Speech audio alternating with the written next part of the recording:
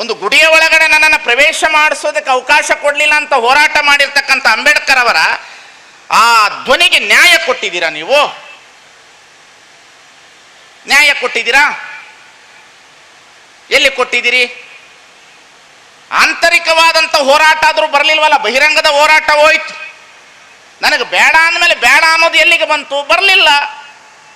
ಧರ್ಮಸ್ಥಳಕ್ಕೆ ಹೋಗ್ರಿ ನೀವೇ, ತಿರುಪತಿಗೆ ಹೋಗ್ರಿ ನೀವೇ, ತಲೆ ಬೋಳಿಸ್ಕೊಂಡು ಬರೋರು ನೀವೇ, ಅಯ್ಯಪ್ಪನಿಗೆ ಹೋಗೋರು ನೀವೇ, ಭಂಡಾರ ಹಚ್ಚೋರು ನೀವೇ, ಕುಣಿಯೋರು ನೀವೇ. ನಿಮ್ಮ ಕೇರಿ ಕೇರಿ ಗಣಪತಿ ಮೂರ್ತಿ ಬಂದು ಕೂತ್ಕೋತು. ಏನು ಮಾಡೋದು? ಯಾವ ಅಂಬೇಡ್ಕರು?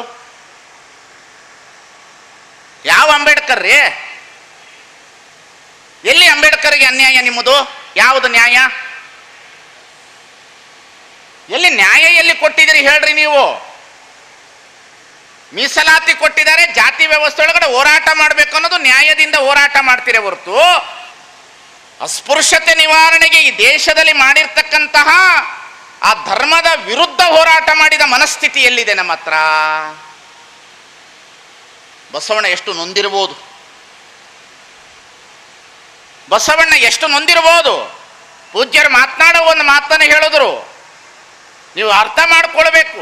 ದಲಿತ ಸಮಾಜದಲ್ಲಿ ಹುಟ್ಟಿ ದಲಿತರ ನೋವನ್ನು ಕಂಡು ದಲಿತರನ್ನ ಉದ್ಧಾರ ಮಾಡಿರುವ ಅಂಬೇಡ್ಕರ್ ಬಹಳ ದೊಡ್ಡವರು. ಆದರೆ ಬ್ರಾಹ್ಮಣ ಸಮಾಜದಲ್ಲಿ ಹುಟ್ಟಿ ದಲಿತರ ನೋವನ್ನು ಕಂಡು ಮಾದಾರ ಚೆನ್ನಯ್ಯನ ಮಗ ನಾನು ಅಂತ ಹೇಳಿರ್ತಕ್ಕಂಥ ಬಸವಣ್ಣ ಎಷ್ಟು ದೊಡ್ಡವನು. ನ್ಯಾಯ ಕೊಟ್ಟರ? ಎಲ್ಲಿ? ಎಲ್ಲೂ ಸಿಕ್ಕಿಲ್ರಿ, ಎಲ್ಲೂ ಸಿಕ್ಕಿಲ್ಲ, ಇನ್ನು ಎಲ್ಲೂ ಸಿಕ್ಕಿಲ್ಲ. ಎಲ್ಲಿಯವರೆಗೆ ದಲಿತ ಸಮುದಾಯದವರಿಗೆ ದೇವರು ಧರ್ಮದ ಬಗ್ಗೆ ಸ್ಪಷ್ಟೀಕರಣ ಆಗಬೇಕು. ದೇವರಂದ್ರೆ ಏನು, ಧರ್ಮ ಅಂದ್ರೆ ಏನು, ಇದು ಎರಡರ ಭಯದಿಂದ ಹೊರಗಡೆ ಅವ್ರನ್ನ ತಂದರೆ ಮಾತ್ರ ಈ ರಾಷ್ಟ್ರವನ್ನು ಉದ್ಧಾರ ಮಾಡಲಿಕ್ಕೆ ಬರ್ತದೆ ಅನ್ನತಕ್ಕಂಥದ್ದನ್ನ ಬಹಳ ಚೆನ್ನಾಗಿ ಅರ್ಥ ಮಾಡಿಕೊಳ್ಳಬೇಕಾಗಿರ್ತಕ್ಕ. ಬರೀ ವೈಚಾರಿಕತೆ ಎಂದಲ್ಲ, ಭಯ ಇರೋದೇ ದೇವರು, ಭಯ ಇರೋದೇ ದೇವರು, ಭಯ ಇರೋದೇ ಧರ್ಮ. ಭಯ ಎರಡು ಹುಟ್ಟಿಸಿರೋದೇ ಅದನ್ನೆಲ್ಲ. ಅವರು ಏನು ಹುಟ್ಟಿಸಿದ್ದಾರೆ? ಏನು ಹುಟ್ಟಿಸಿರೋದೇನು? ಈ ದೇವ್ರನ್ನ ಮುಟ್ಟಿದ್ರೆ ನಿನಗೆ ಕಣ್ಣು ಹೋಗ್ತದ, ಈ ದೇವ್ರ ಒಳಗೆ ಬಂದ್ರೆ ನಿನಗೆ ಪಾಪ ಬರ್ತದ. ಒಳಗಡೆ ಹುಟ್ಟಿಸಿರೋದೇ ಅದನ್ನು ಹುಟ್ಟಿಸಿಬಿಟ್ಟ ಮೇಲೆ ಏನು ಮಾಡೋದದ? ನಾನು ಹೆಚ್ಚು ಮಾತನಾಡೋದಿಲ್ಲ. ಉತ್ತಮರ ದೇವರು ಹಾಲಿನಲ್ಲಿ ಮಲಗಿದ್ದಾನೆ,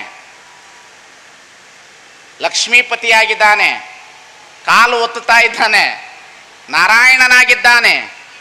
ಮಧ್ಯಮ ವರ್ಗದ ದೇವರು ಬಹಳ ಸುಂದರವಾಗಿ ಬಿಲ್ಲು ಬಾಣವನ್ನು ಹಿಡ್ಕೊಂಡು ತಿರುಗಾಡ್ತಾ ಇದ್ದಾನೆ. ಆದರೆ ಕೆಳವರ್ಗದ ದಲಿತರಿಗೆ ದೇವ್ರನ್ನು ಕೊಟ್ಟಿಟ್ಟಿದ್ದಾರೆ. ಮಾರಿ, ಮಶಿಣಿ, ದುರ್ಗವ್ವ, ಕಾಟವ್ವ, ಬೀರವ್ವ, ಅವು ನಾಲಿಗೆ ಬಿಟ್ಕೊಂಡು ನಿಂತವ. ಅದನ್ನ ನೋಡಿದ್ರೆ ಅದೇ ಬುದ್ಧಿ ಬರಬೇಕು ಅಂತ ದೇವರುಗಳು ನಮಗೆ ಕೊಟ್ಟಾರ ಈ ಸಮಾಜದೊಳಗಡೆ. ನೀವು ಅದನ್ನೇ ದೇವರು ಅಂತ ತಿಳ್ಕೊಂಡು ನೀವು ಕುಣೆ ಹಾಕತ್ತೀವಿ. ಏನು ಭಂಡಾರ ಚೆಲ್ಲೋದು, ಏನು ಬದಲಾವಣೆ, ನಮ್ಮ ಮನ ದೇವರು ಏನು ಮಾಡ್ತೀವಿ ಮಾಡ್ಕೋ. ಧೈರ್ಯ ಹೋರಾಟ ಈ ದೇಶದೊಳಗೆ ಹೋರಾಟ ಎಲ್ಲಿ ಬರಬೇಕು ಗೊತ್ತೇನೋ?